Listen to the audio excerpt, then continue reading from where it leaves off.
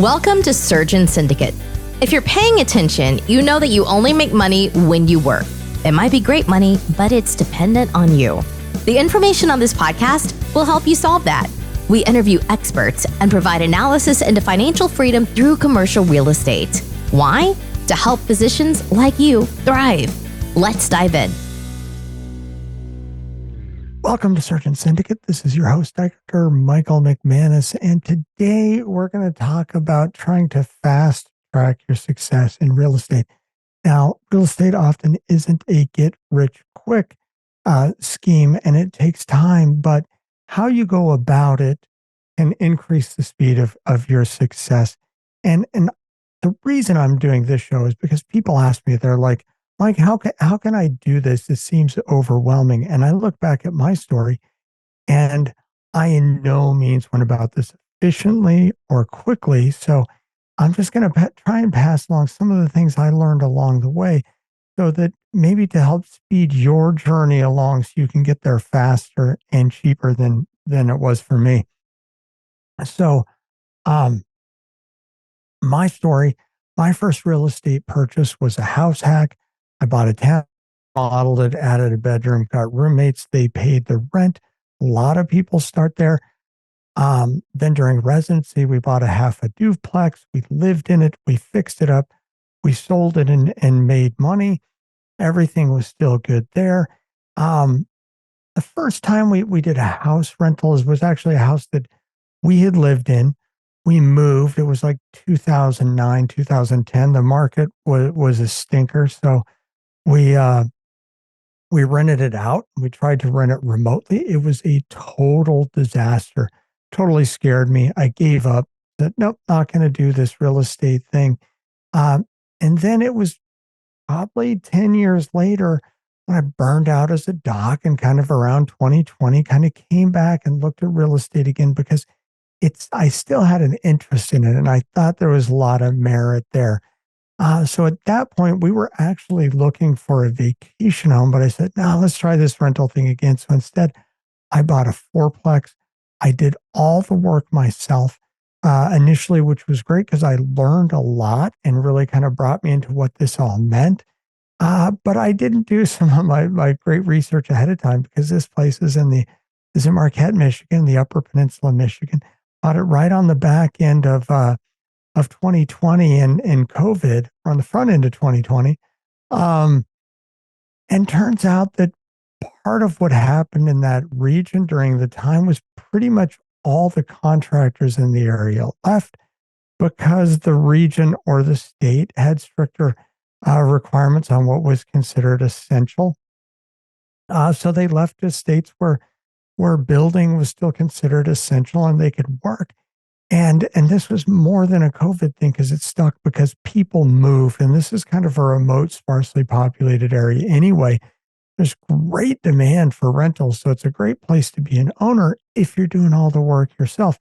But because I didn't do my research, didn't even know that was research I should be doing, it turned out I had no choice but to do everything myself because there was really nobody to hire to do work.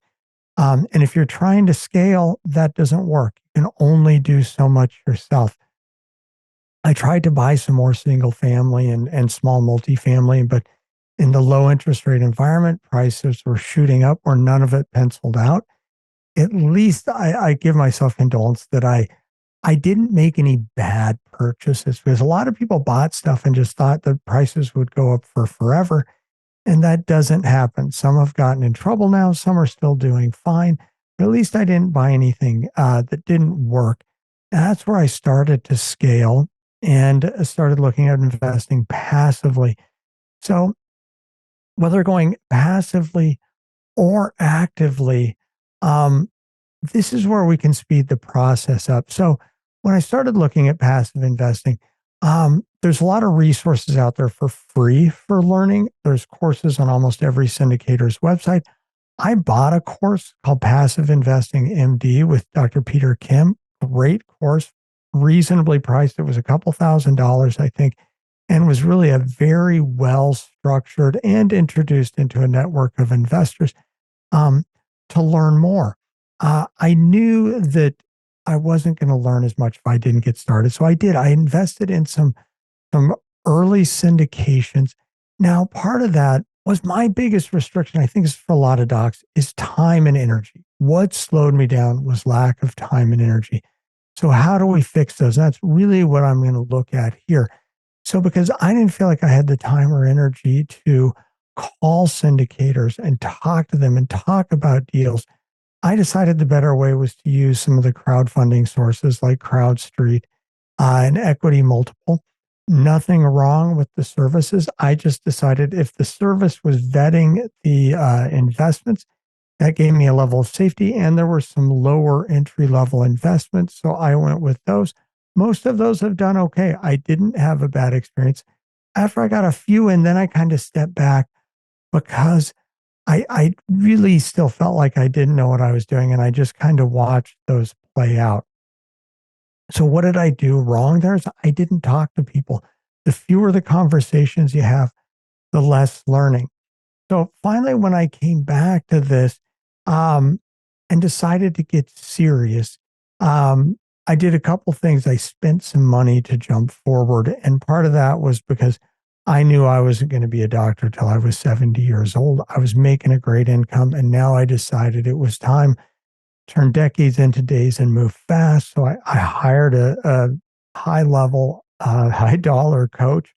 I joined a mastermind. I spent a significant amount of money to move this forward. So now the question, if someone were to tell me, well, is there a way to do it better? How do you do it better? The big questions to ask yourself, and for me, it was what slowed me down. What slowed me down was lack of time and lack of energy. And then how do you best spend your time and your energy to make this happen as efficiently as possible? So the big part there first is audiobooks, learning. And so for me, I've talked about this before. Audiobooks, you can listen to them in the car. Same thing with podcasts. Taking time that otherwise is non-productive time and turning it into productive time. Some people hate that. I know my wife likes to listen to music, doesn't like books in the car, totally opposite. I love getting in the car and turning on something that turns my brain on. If you're not listening or reading, I've always been a slow reader. It's amazing I made it through medical school. I recently found out just this year, there are books out there on how to read books faster, how to read better and faster. One that was recommended to me is called How to Read. I forget the author. And people have told me those are game changers because now, again, what's your time worth?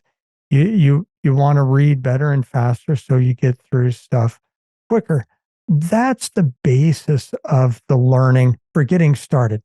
But now the other ones we start to get into are going to take more time and maybe some money. So where do you get that time?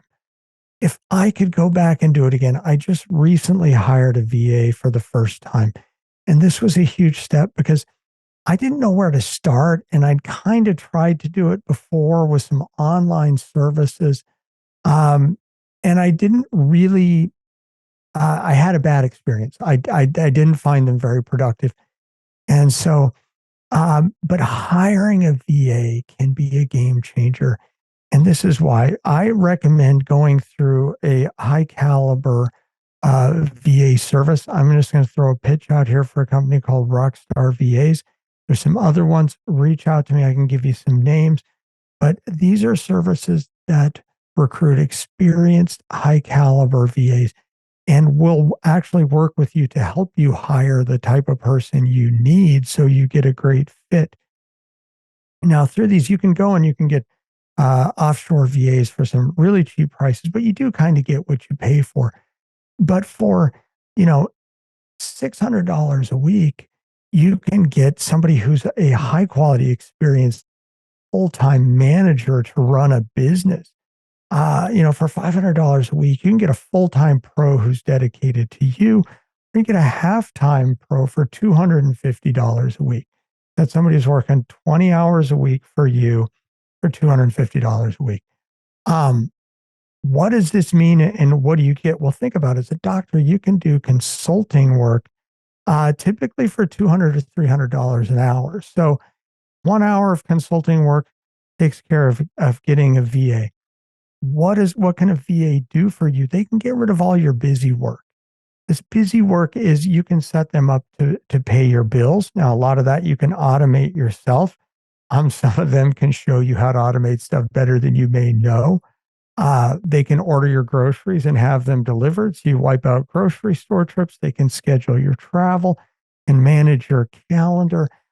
Can virtually run errands for you where you may be running around town to find things. They can find those things and order for them for you and have them delivered. Think about all the tasks that you don't really want to do and just take up your time. And this is really the way CEOs think and higher level business people think is what's the highest and best use of my time? And what are the things that that have to be done, but maybe I don't have to do? And that's where you can think about using a VA. Because I look back at how much faster everything could have moved forward if I had more time and energy. If I could have moved all of this off my plate, that would have been incredible. Household tasks. Again, don't be afraid if you're a doctor, if you're mowing your own lawn, cleaning your house. These are things that, people do professionally. They do a great job. And not only is maybe your time better spent, but they're going to be more efficient at it and do it better than you do anyway. So there's another thing to move off your plate so that you have your time available for other activities that are going to actually pay you more in the long term. As far as the household tasks, you could also move into a Class A apartment where all of that is taken care of and you don't have to worry about it. I grew up in a working class family where there was like pride that you did all this stuff yourself. And it took me a long time to get over that and be like, there's no badge of honor for mowing my own grass. If you love to mow your grass, great, mow your grass. But if you don't love to do it, there's no badge of honor for doing it. It's okay to have somebody else do it. There's something to just start freeing up the busy work out of your day. And I wish I would have spent money to hire people to eliminate some of those tasks a long time ago. But like I said, it came from more of a working class family, and it took me a while to realize that was a good thing for me to do. Now, the next part is really getting into if you're going to invest in real estate, knowledge is golden. It's super important to gain that knowledge and decrease the number of mistakes you make. It's also important to block things out when you're trying to do important things, to dedicate work time. And I only say that because this is just funny, a glimpse into my life that my daughter is texting me right now wanting me to unlock more TikTok time because she's home from school with her sister. And obviously that's what they're doing. All right. We just added that as a funny personal antidote. But so now when you start learning, so learning can be more expensive, which can make it happen faster. But some of the other stuff you need to do anyway. And even if you're investing passively, if you're alone reading books, you're going to only learn so much. So talk to people. Where do you talk to people? There are lots of real estate conferences where there are lots of people there who can tell you their investing stories. The syndicators will have their